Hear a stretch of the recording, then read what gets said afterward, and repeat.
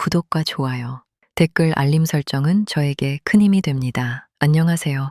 오늘은 우리 시대의 수많은 어머니들, 특히 60대에 접어들어 스마트폰이라는 새로운 세상과 마주한 어머니들의 가슴 시린 일상에 대해 이야기해 보려 합니다. 기술은 눈부시게 발전하여 지구 반대편에 있는 사람과도 1초 만에 얼굴을 보며 대화할 수 있는 시대가 되었습니다. 하지만 역설적이게도 가장 가까워야 할 부모와 자식 간의 심리적 거리는 그 작은 스마트폰 화면 속에서 가장 잔인하게 멀어지고 있음을 우리는 종종 목격합니다. 오늘의 주제는 카톡, 일십 메시지를 읽고 싶는 행위입니다. 젊은 세대에게는 그저 바쁜 일상 속에서 흔히 일어나는 사소한 해프닝일지 모르지만 하루 종일 자식의 연락만 기다리는 60대 어머니에게 그것은 가슴에 꽂히는 작고 날카로운 바늘과 같습니다. 자식들은 절대 알지 못하는 혹은 알면서도 모른 척하고 지나가는 60대 어머니들의 그 숨죽인 스마트폰 너머의 이야기를 지금부터 아주 깊고 세밀하게 들여다보겠습니다. 제1장 스마트폰, 자식과 연결된 유일한 생명줄. 엄마, 요새 누가 폴더폰 써요? 카톡도 안 되면 답답해서 어떻게 살아? 내가 최신 스마트폰으로 바꿔줄 테니까 이제 우리 카톡으로 사진도 주고받고 해요. 자식이 큰맘 먹고 사준 스마트폰. 처음에는 화면을 터치하는 것조차 조심스러워 손가락을 벌벌 떨었습니다.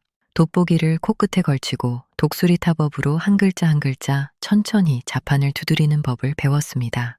오타가 나서 지우고 다시 쓰기를 수십 번 반복하면서도 어머니의 입계는 미소가 떠나지 않았습니다. 왜냐하면 이 작은 네모난 기계가 바쁘게 살아가는 얼굴 한번 보기 힘든 자식과 자신을 연결해주는 마법의 창문이었기 때문입니다. 어머니는 스마트폰 활용, 교육을 들으러 주민센터에 나가기도 하고 손주뻘 되는 이웃 학생에게 물어가며 이모티콘을 다운로드하는 법을 배웠습니다. 예쁜 꽃 사진을 찍어 보내고 귀여운 곰돌이가 하트를 던지는 이모티콘을 보내면 자식이 좋아할 것이라 생각했습니다. 처음 몇 달은 참 행복했습니다.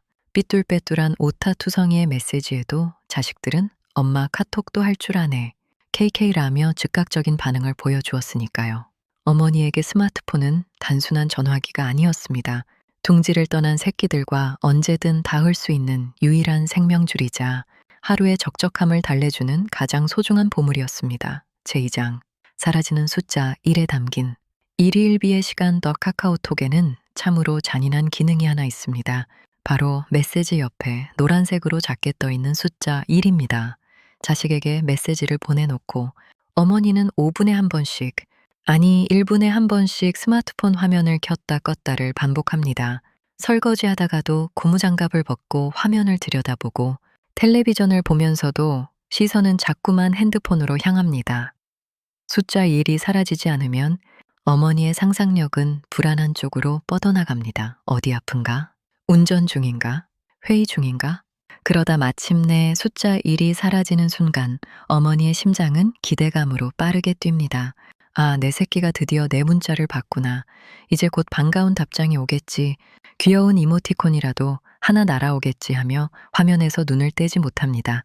하지만 10분이 지나고 1시간이 지나고 반나절이 지나도 아무런 알림음이 울리지 않을 때 사라진 숫자 1 뒤에 남겨진 그 휑한 여백은 어머니의 가슴에 무거운 돌덩이가 되어 내려앉습니다. 이것이 바로 그 뼈아픈 일십의 순간입니다. 제3장, 자식들의 변명. 엄마니까 이해해주겠지. 자식들도 변명할 거리는 많습니다. 결코 악의가 있어서 어머니의 메시지를 무시하는 것이 아닙니다. 치열한 경쟁 사회 속에서 살아남기 위해 자식들은 하루하루가 전쟁입니다. 직장 상사의 눈치를 보며 쏟아지는 업무를 처리해야 하고 퇴근 후에는 육아 전쟁에 시달립니다. 대출 이제, 치솟는 물가에 인간관계 스트레스까지. 머리가 터질 것 같은 일상 속에서 카카오톡 알림이 울립니다.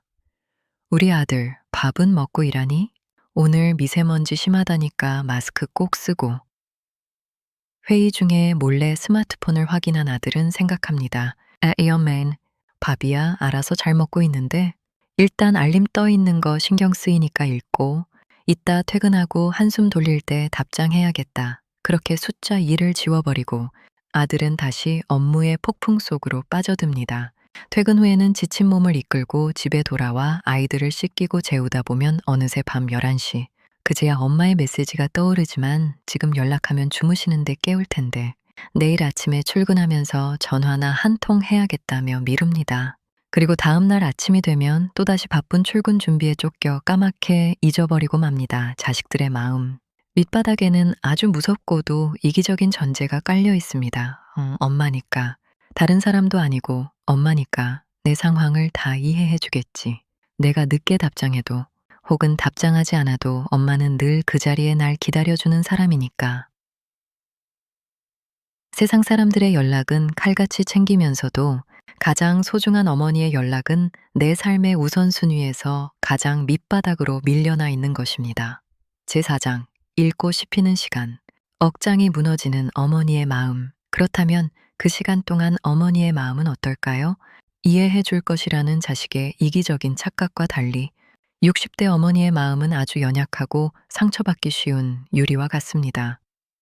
답장이 없는 대화창을 수십 번 열어보며 어머니는 스스로를 자책하기 시작합니다. 내가 또 쓸데없는 말을 해서 애를 귀찮게 했구나. 일하느라 바빠 죽겠는 애한테 영양가 없는 소리나 늘어놓는 늙은이가 되어버렸네. 혹시 어제 통화할 때 내가 며느리한테 서운한 소리를 한 게 마음에 걸려서 저러나? 어머니의 세상은 자식을 중심으로 돌아갑니다. 자식이 침묵하면 어머니의 세상은 그 자리에 정지해버립니다. 나이가 들면서 좁아진 인간관계, 하루 종일 대화할 사람 하나 없는 적막한 집안, 텔레비전 소리만이 유일한 말소리인 그 고립된 공간에서 자식의 일십은 단순한 무풀이 아니라 철저한 외면이자 단절의 공포로 다가옵니다. 점점 짧아지는 자식의 답장도 서운하기는 매한가지입니다. 정성을 다해 긴 안부 문자를 보냈는데 몇 시간 뒤에 돌아오는 답장은 고작 네, 바빠요라는 단답형이거나 무미건조한 이모티콘 하나가 전부일 때 어머니는 스마트폰을 내려놓고 긴 한숨을 쉰 채 텅 빈 베란다 백만 하염없이 바라봅니다. 제5장 전송 버튼을 누르기 전에 그 서글픈 망설임 덕 시간이 흐르면서 어머니도 학습을 하게 됩니다. 내 문자가 자식에게 귀찮은 짐이 될 수 있다는 사실을 뼈저리게 깨닫는 것이죠. 이제 어머니는 자식에게 카톡을 보낼 때 수십 번을 망설입니다. 아침에 일어나 안부 문자를 쓰려다가 출근 준비하느라 바쁠 텐데 하며 지웁니다. 점심때 밥 먹었니? 라고 쓰려다가 점심시간에 쉬지도 못하게 간섭하는 것 같아서 지웁니다. 저녁에 예쁜 노을 사진을 찍어 보내려다가 이런 거 보내봤자 대답도 없을 텐데 주책이지라며 휴대폰을 주머니에 넣습니다. 그렇게 하루 종일 쓰고 지우기를 반복하다가 결국 일주일에 한두 번 가장 무난하고 흠잡을 데 없는 문장 하나만을 조심스럽게 전송합니다. 주말에 비 온다더라. 우산 잘 챙기고 애기 감기 조심해라. 자식들은 이 문자가 어머니가 일주일 내내 참고 참았다가 수백 번의 자기 검열을 거친 끝에 용기 내어 보낸 생존 신고이자 사랑의 고백이라는 사실을 전혀 모릅니다. 그저 또 뻔한 날씨 이야기시네 라며 무심코 읽고 넘겨버릴 뿐입니다. 제6장 건강정보와 트로트 영상 어머니의 슬픈 구애 60대 어머니들의 카톡방을 보면 공통으로 자주 등장하는 레퍼토리가 있습니다. 출처를 알 수 없는 건강정보, 글 양파즙의 효능, 아침 공복에 물 마시기 등 예쁜 꽃밭을 배경으로 한 좋은 글귀 이미지, 그리고 친구들에게 공유받은 임영웅이나 이찬원의 트로트 유튜브, 링크 자식들은 이런 메시지들을 스팸 문자처럼 여깁니다. 엄마 제발 이런 가짜뉴스 좀 그만 보내. 디나 트로트원 좋아해. 이런 거 보낼 시간 있으면 운동이나 하세요라며 핀잔을 주기도 합니다. 하지만 이 맥락 없는 메시지들의 진짜 의미를 해석해보면 너무나 슬프고 눈물겹습니다. 어머니가 건강 정보를 보내는 것은 당신의 몸이 여기저기 아프기 시작하니 내 자식만큼은 아프지 말고 건강했으면 하는 절절한 염원이 담겨 있는 것입니다. 좋은 글귀나 트로트 영상을 보내는 것은 당신이 오늘 하루 종일 웃을 일이 없었는데 이 노래를 듣고 잠시 위안을 얻었으니 내 새끼도 팍팍한 삶 속에서 잠시나마 웃었으면 좋겠다는 맹목적인 내리사랑입니다. 나 오늘 하루 종일 너 생각했어. 나 이렇게라도 너랑 대화해. 꼬투리를 잡고 싶어. 엄마 아직 안 늙었어. 이렇게 정보도 찾아서 보낼 줄 아는 쓸모 있는 사람이야. 이 모든 외침이 그 투박하고 촌스러운 이미지 한 장, 링크 하나에 꾹꾹 눌러 담겨 있다는 사실을 우리는 너무나 자주 망각합니다. 제7장. 카톡방을 서성이는 유령 같은 모정 자식의 카톡 프로필. 사진이 바뀌는 날은 어머니에게 특별한 이벤트가 있는 날입니다. 손주 사진이나 자식 내외의 여행, 사진으로 프로필이 바뀌면 어머니는 하루에도 수십 번씩 그 사진을 확대해 봅니다. 아유, 우리 강아지 많이 컸네. 우리 아들 얼굴이 반쪽이 됐어. 회사 일이 많이 힘든가 보다. 며느리는 옷을 예쁘게 입었네. 여행 가서 맛있는 거 많이 먹고 왔으려나. 차마 자식의 단란한 시간을 방해할까봐 먼저 전화를 걸어 묻지는 못하고 사진만 닳도록 들여다보며 상상으로 안부를 묻습니다. 자식의 카톡 프로필과 상태 메시지는 멀리 떨어져 사는 어머니가 자식의 삶을 훔쳐볼 수 있는 유일한 열쇠 구멍입니다. 밤이 깊어지면 어머니는 자식과 나누었던 예전의 대화창을 위로 쭉쭉 올려보며 복습을 합니다. 석 달 전에 엄마 반찬 잘 먹었어요. 고마워요. 라고 자식이 보냈던 메시지를 보고 또 보며 흐뭇해합니다. 그 짧은 문장 하나가 어머니의 팍팍한 노년을 지탱해주는 강력한 마약이자 영양제입니다. 그렇게 화면 속 자식의 흔적을 쓰다듬다 스마트폰을 가슴에 품고 스르르 잠이 드는 것이 우리 어머니들의 가장 평범한 저녁 풍경입니다.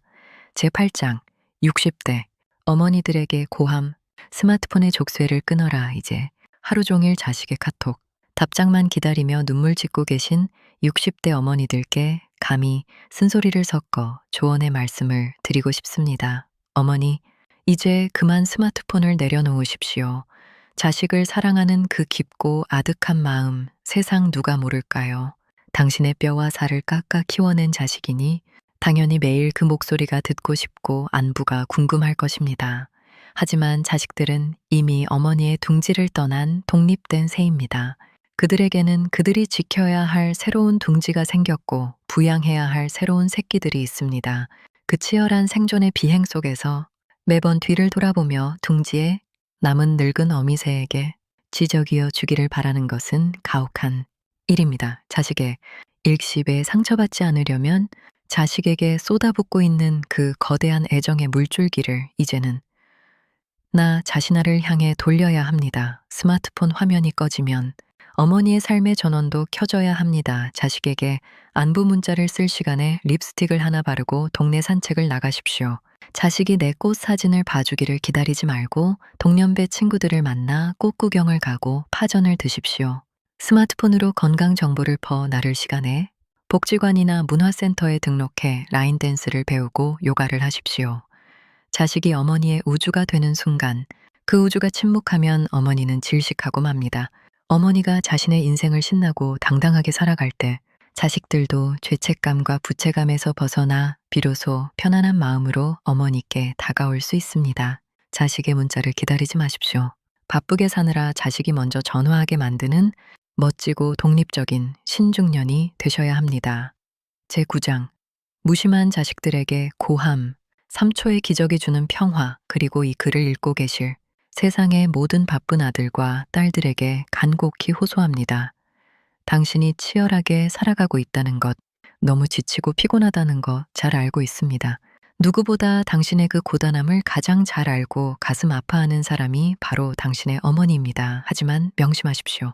당신이 부장님과 거래처 사람들의 쓸데없는 문자의 영혼을 갈아 넣어 카카와 감사합니다를 연발하는 그 시간에 당신을 세상에 태어나게 한 가장 위대한 사람은 당신의 사라지지 않는 숫자 1을 보며 가슴을 졸이고 있습니다. 답장하는 대거창한 문장이 필요한 것이 아닙니다. 어머니의 건강 정보, 메시지의 꽃 사진에 맥락 없는 안부 인사에 그저 손 이모티콘 하나컷만 보내주십시오. 최고예요. 디하츄, 좋아요. 당신이 이 작은 그림 하나를 눌러 전송하는 데 걸리는 시간은 길어야 3초입니다. 하지만 그 3초의 기적이 만들어내는 효과는 상상을 초월합니다. 당신이 무심코 던진 하트 이모티콘 하나에 어머니는 하루 종일 콧노래를 부르실 것이며 동네 친구들에게 우리 아들이 나한테 하트 보냈다며 아이처럼 자랑하실 것입니다. 당신의 3초가 늙어가는 어머니의 24시간을 찬란하게 빛내주는 마법이 됩니다. 기억하십시오. 우리의 부모님은 영원히 우리를 기다려주지 않습니다. 어느 날 갑자기 어머니의 카톡이 오지 않고 대화창에 영원히 지워지지 않는 숫자 1이 남는 그날이 왔을 때, 그때서야 땅을 치고 가슴을 쥐어뜯어 보았자 답장해줄 대상은 이미 세상에 없습니다. 효도는 수백만 원짜리 명품, 가방이나 크루즈 여행이 아닙니다. 효도는 어머니의 카톡을 읽씹하지 않고 늦더라도 반드시 다정한 답장을 보내드리는 그 아주 작고 일상적인 관심에 연결해 있습니다. 텍스트를 넘어 천을 전하는 마음. 우리가 사용하는 스마트폰은 차가운 금속 덩어리일 뿐이지만 그 안을 오가는 메시지에는 사람의 천이 묻어 있어야 합니다. 60대 어머니가 떨리는 손으로 꾹꾹 눌러 쓴 서투른 카톡 메시지는 데이터 쪼가리가 아니라 펄떡이는 심장의 고동이며 당신을 향한 가장 숭고한 기도의 문장입니다. 오늘 퇴근길, 아니 지금 당장 스마트폰을 열어보십시오. 혹시 어제 어머니가 보낸 메시지에 아직 답장을 안 하셨나요? 숫자 1만 지워진 채 덩그러니 남겨져 있나요? 그렇다면 망설이지 말고 지금 바로 답장을 보내십시오. 엄마, 밥 잘 먹고 있어요.